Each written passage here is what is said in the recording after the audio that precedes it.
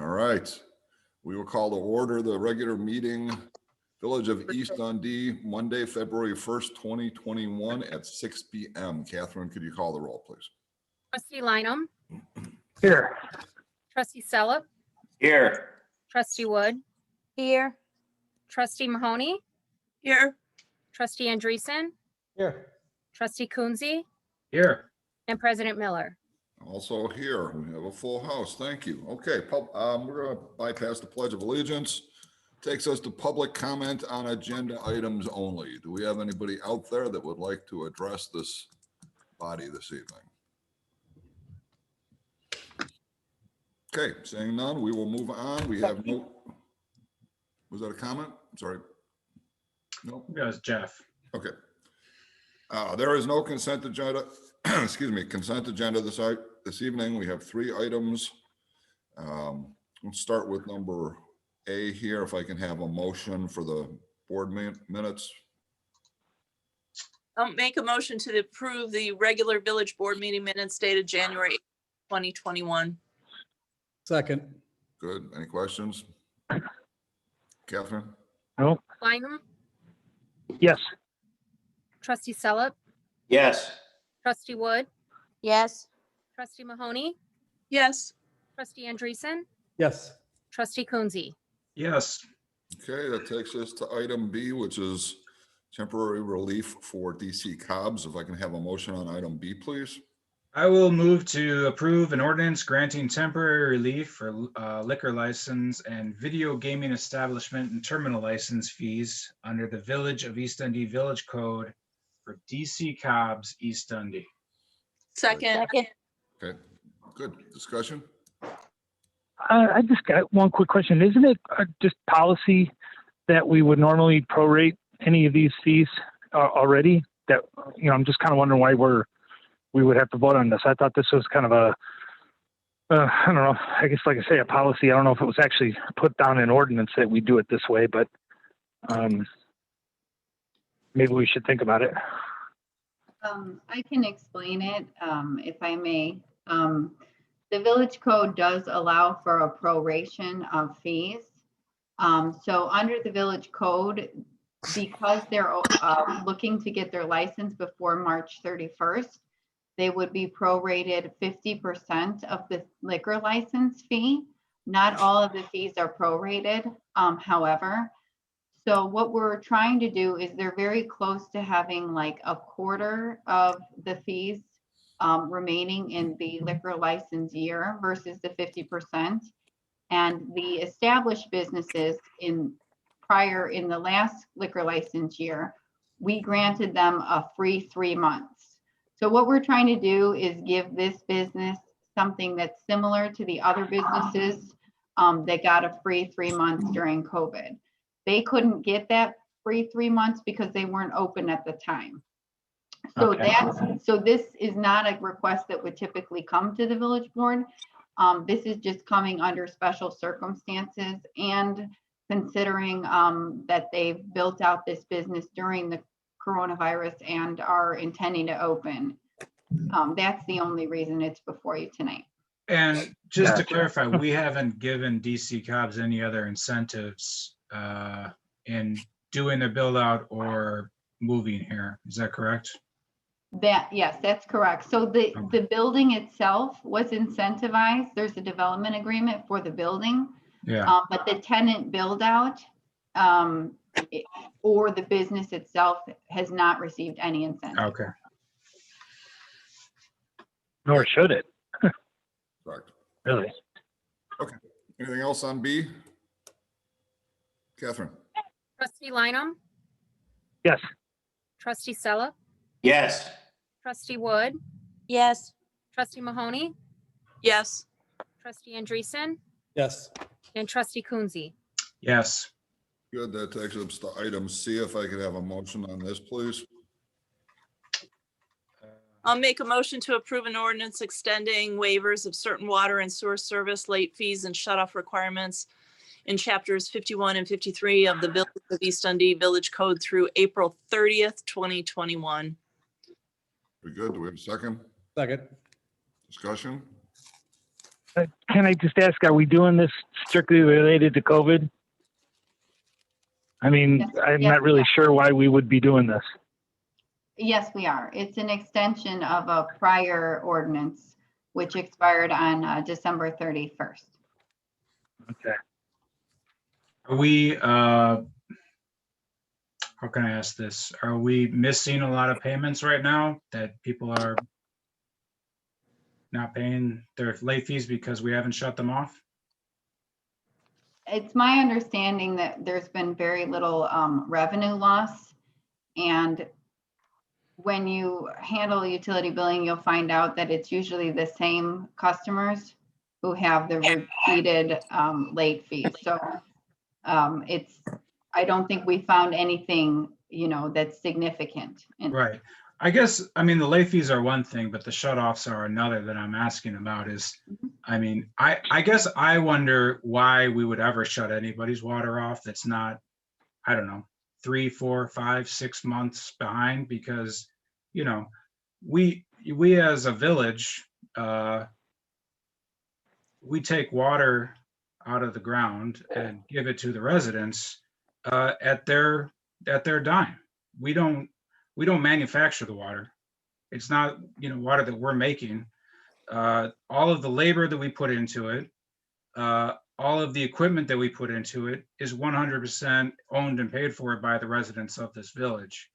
And, for us to say, well, you're late, so we're going to shut your water off, seems strange to me on any basis, not just on COVID. But I understand that we do it, and I'm just wondering, from a logistics standpoint, or a application standpoint, I should say, is not shutting the water off causing us to not get paid? And it sounds like the answer is no. Yeah, I mean, we would have to do like a detailed analysis of this, but I can give you a little bit by way of background. So it wouldn't be surprising to you that if there were no penalties or shutting people off, that eventually over time, a resident may not pay their bill. So that's the only motivation. We make sure that we give a long cycle before the shut off. We have bi-monthly bills. So the shut off doesn't come for a significant amount of time. Mm-hmm. And we do proper noticing, and we've actually talked about revamping this process for years. We've done away with some of the harsh type letters that we had in the past. We've done away with that because we do a lot to get payment plans in effect. So there's a lot that we do ahead of time so that people aren't shut off. At the very end of it, we end up with very few people on the shut off list.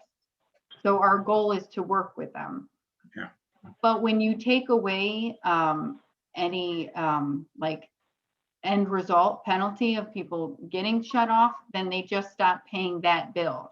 They will pay other bills. For example, they may pay their NICOR bill or their ComEd bill or their Comcast bill, and then they will just stop paying the Well, I bills. mean, I understand that is the theory, but again, that's why in it's out. practice, we haven't shut anybody's water off for a year, and that hasn't happened, is what you're telling me. So I'm Yeah, just saying, in theory, if you don't do it, people will not pay it, but it isn't actually what has happened.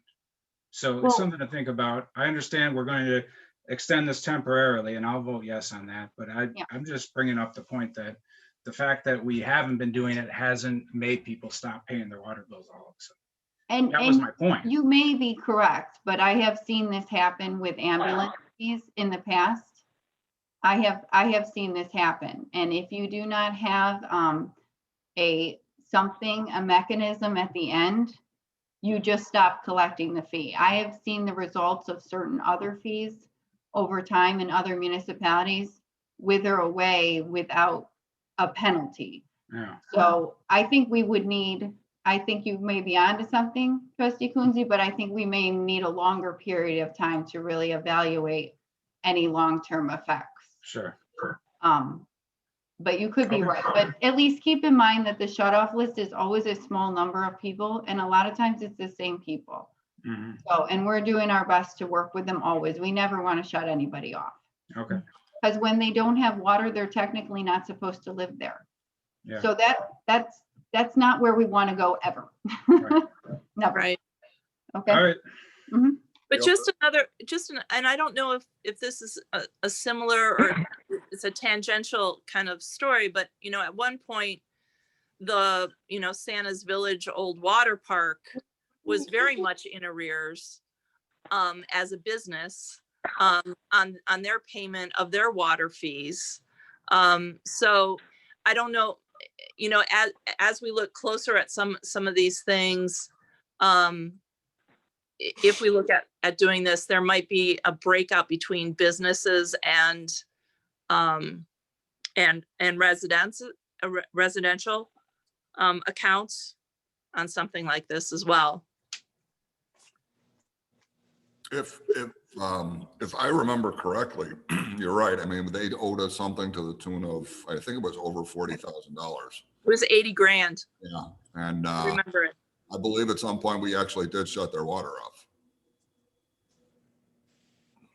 But we backed down on a bunch of things with them and worked out a lot of compromises with them, but I don't believe we ever waived the water fee. I could be incorrect on that, but okay. Anything else on this? Catherine? Trustee Lineham, Yes. trustee Sella, Yes. trustee Wood, yes, trustee Mahoney, Yes. trustee Andreessen, Yes. and trustee Coonsey. Yes. Okay, very good. Quick note on, or a quick question, I guess, on DC cops. Did we get an indication as to when they think they're going to go lights on? I've I've heard March, but that's all I've heard.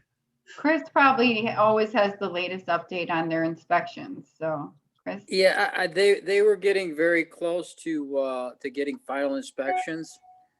So I would imagine, depending on how restaurants are going to be allowed to operate, that'll probably be some determining factor, but I would anticipate sometime in March. Okay. Cool. All right, good. Look forward to that. Okay, financial reports are in your packet. I have no report this evening. We'll go around the board. Trustee Coonsey? So I got a call from a couple of the businesses around our public lot that's in between Dairy Queen and the music store. And they're wondering if they get a significant snowfall, how long they should wait, expect to wait, I guess, for that community lot that they really use to get plowed. The municipal lot between Dairy Queen and the music school, that lot is typically plowed during our normal routine operations.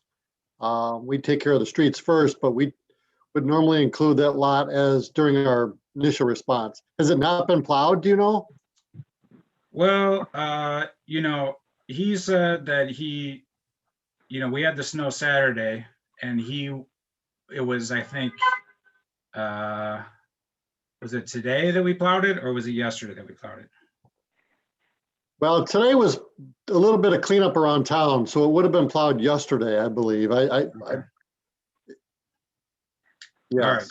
Well, I mean, I'll just say he felt like it was longer than he should have waited. But I don't know. Is it something where I don't want to take away from obviously the plowing of the streets? Is it something where we should be looking to outsource the lot plowing just so that it happens, at the same time? Well, how long do you think he should have to wait? I mean, at the end of the day, we need to get streets plowed. We don't have unlimited funds to just have everybody out there to have everything plowed within 20 minutes. I mean, was it a couple hours? Was it like a day? I mean, obviously, if I'm a business owner, I want it done as the snow is hitting the ground, but it's not even practical to think that way. No, it's not. That's a good point. I mean, we got a call after the week ago event. I believe it was from the owner of Dairy Queen who thanked us for plowing the lot in a timely manner. So Yeah. Okay. I don't, we can, it would have, the municipal lot would have been plowed during our routine operations, but it's not part of, our priority is the streets as we're discussing, Right. so. No, I understand that. You'll get to it as part of probably the tail end of that initial response. So we've never not plowed it or waited a day or beyond. It's always been part of the initial response. It may not be priority, but it certainly is part of our perhaps the tail end of our initial response. I mean, sometimes we have a break in the snowfall, or if we've caught up on the streets, we will address those types of parking lots, particularly if it's during, the day, or, a lot of that too. Being an overnight snowfall Saturday into Sunday, we may have waited on that particular lot until Yeah. on Sunday. Yeah, I would imagine so. All right. Well, that's fine. Trustee Just, Kunze, Yes. if you could connect that person with Phil, maybe it would help to have a conversation. Just a one-on-one, then maybe they can have a better understanding of if there is something we need to do, then we can do it, or absolutely. if they need to understand our operations better, we can explain it to them. Okay, great. Yeah, I'll do that. Yeah, absolutely. I'd be more than happy to talk to them. Appreciate that. All right, That's it? that's all I had. All right, trustee Sella. Yeah, I've got a concern. The gas station at Penny and 72, it looks pretty horrible, and it doesn't look safe with that soffit around the pumps. It looks like metal could be falling off at any moment. And then even more concerning, I've seen last couple of times I went by, there's young teenagers going in. I had to go with traffic, so I couldn't wait and see what they came out with, but I have some concerns that maybe something's not up and up with all these young teenagers going in there. Okay, we can, Chris, if you can check it out from a code enforcement perspective. Yeah, I could take a look at that tomorrow. George, can you follow up with the owner and see, just maybe if you can get some information on their operations? Sure. What's the address, please? It's the mobile at 68 and 72. The one that's always in business and out of business whenever they feel like it. So that one. And sometimes they're $1 over everybody else, so I don't know who would stop there. Does seem like a strange deal there. Yes, Thank you, yeah. Trustee Phelps. Anything else, Dan? That's it. No, nothing else. All right, trustee Wood. No report, but I wanted to thank Phil and his guys. I thought, considering the amount of snow we had, that they did a great job. I was coming home late A lot of Saturday snow. night, and nothing was plowed until I got into East Dundee. So thank you, Phil. Wow. I'll let the guys know. Thank you. I mean, I'll second that. Whenever I drive to work through Arlington Heights and Mount Prospect, it's not a good job that they do. It's not like East Dundee, I'll tell you that. No, it sure isn't. So I really appreciate it, Phil. That's all I had. Thank you. Nice. Trustee Andreessen. No report. Trustee Lineham. No report. Trustee Mahoney. Three things.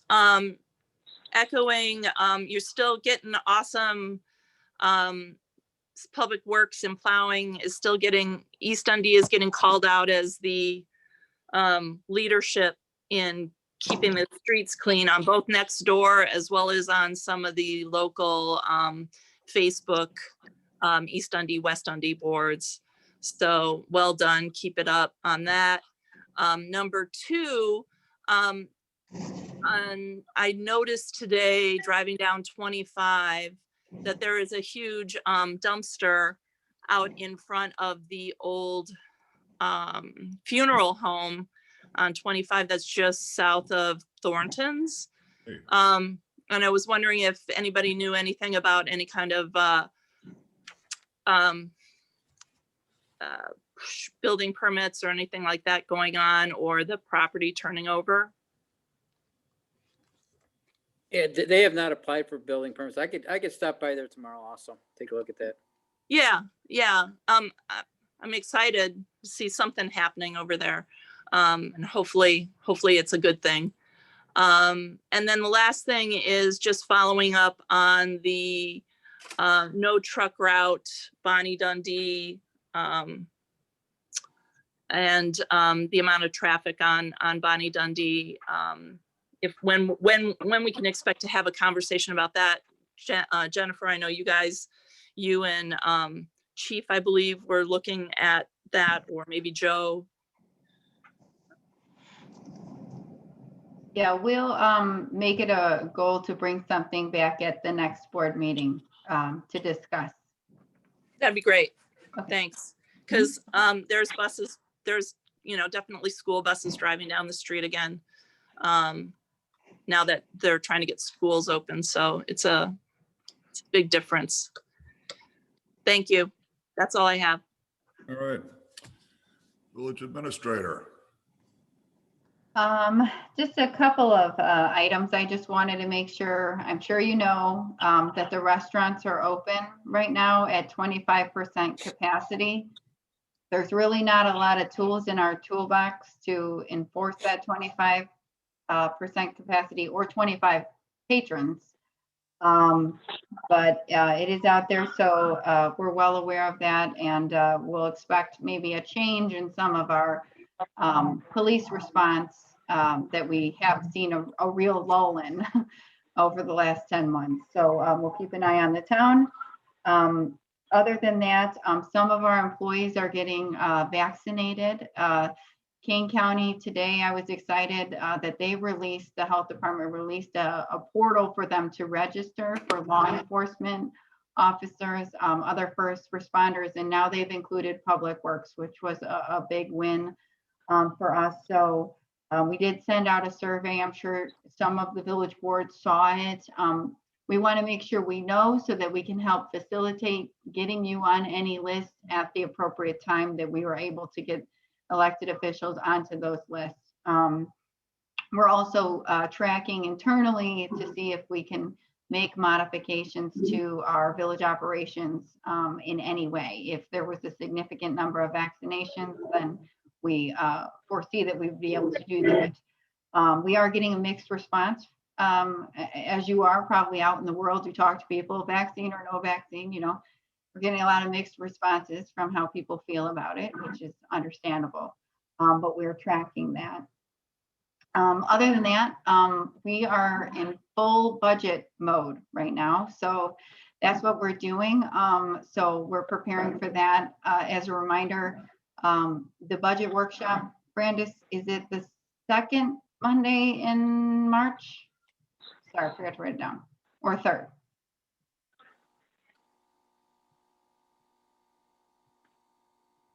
I think you're on mute. She's on mute, I think.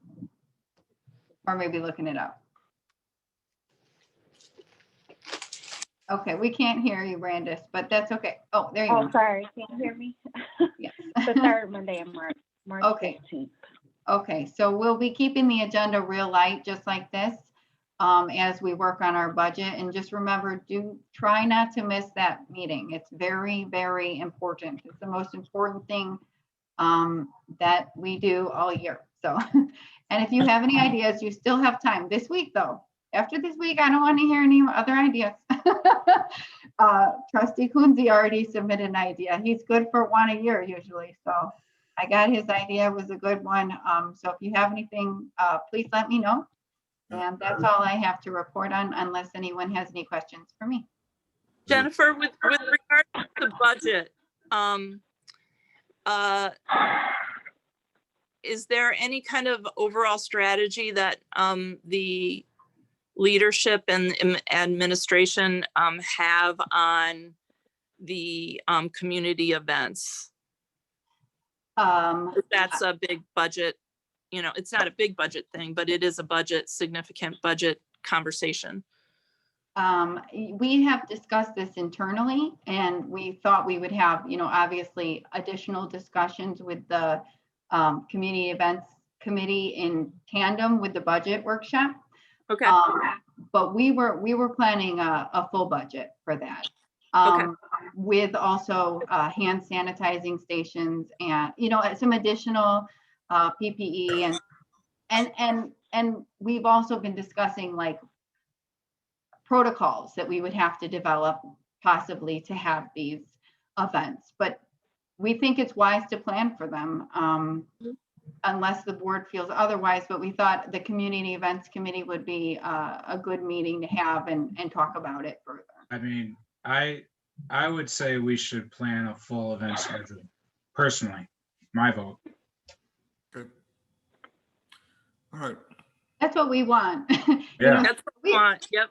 it's a pain and it's a lot of work, but that's what we want. And I think we can do it safely, and I think the Yeah. governor will allow us to do it. So, Yeah. Good. Village attorney. No report this evening. Thank you. All right. Public Works. No report this evening.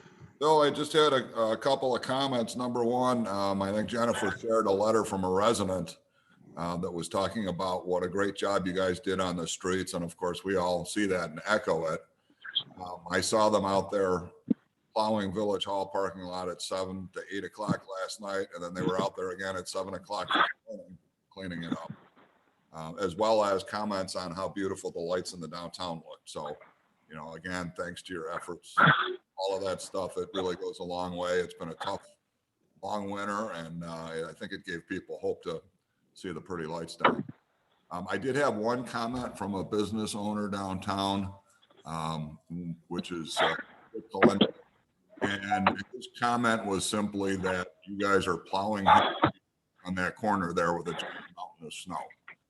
His picnic table has about 6 feet of snow on it at this point, and I don't know whether it's a concern. I don't think anybody's going to be sitting out at the picnic table this but I don't know if there's a more surgical way that you could plow that corner. So I'm just going to throw that out there and have you take a look at it.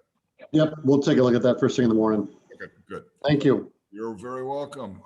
Finance. No report. Very good. Police.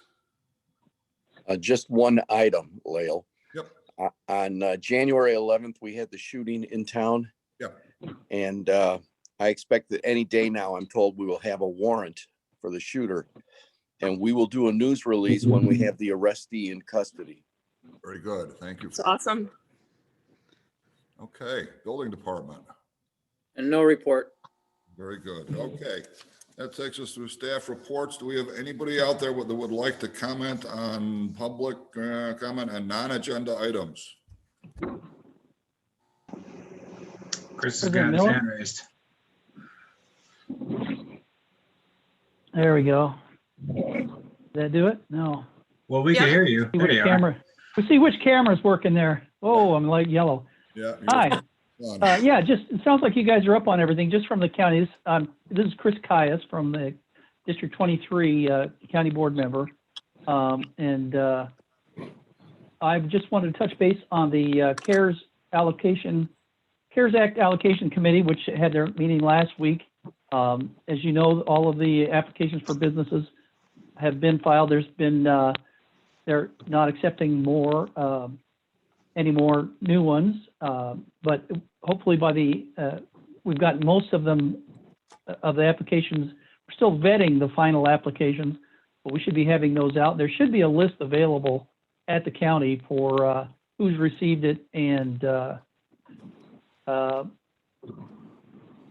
has been approved but not yet received their money. And I hate to bring exact numbers up because it's such a moving target. It seems like everything's a moving target right now. That committee, the CARES Act Allocation Committee, is also has applied for and received $15 million in rental assistance. And right now, it's what they're planning on doing is having it for the smaller, for low income, and then smaller mom and pop landlords, as opposed to large landlords. And that, again, is a moving target. We're still, I believe, working on who will be administering, helping us administer that. We did have, for the earlier applications, we had a consultant and the state's attorney and our development department. And I don't think they're going to be able to do this when they got to get back to their own jobs. But there will be, like I said, $15 million coming to assist in low-income rental support. Just exactly how it's going to work out, we'll still have to work on that. And then, as you mentioned, Jennifer, the vaccines are coming. They're not coming fast enough. That's, again, a moving target. And our health department is working on that. Jared Sanchez is the chair of the health department. And as you know, they're both Jared and Cliff Surges on the CARES Act allocation committee. So they're good people to contact. And I think that was just those 3 points I thought I'd bring up. Very good. Chris, where did you say that 15 million was coming from? It's a federal grant. Oh, okay. Very similar to the, I'm not sure exactly what the origin of it was, but very similar to the CARES Act. It actually may have been part of the CARES Act. Just for, but it's designated for rental assistance. Okay. It 15 million sounds like a lot, but you divide it up and everybody gets $1,000. 1,500 people in a county our size. It's going to be helpful, but it's not going to solve everything. But we're working to make sure that we get that addressed and out to people. All right, very good. Thank you for the update there. And I'll have to ask. Thank you. I'll have to ask Cliff Surges if he doesn't think our board meetings are fun, because you show up for them. Oh, your meetings are fun. Yeah, I get it. All right. Maybe he's got something else. We have no executive session this evening, so unfortunately, I'm going to need a motion to adjourn, and you're all going to have to go home. So moved. Second, Second. all in favor? Aye. Aye. Any opposed? All right, be safe, guys. See you. Good night, guys. Bye. Thank you. Bye-bye.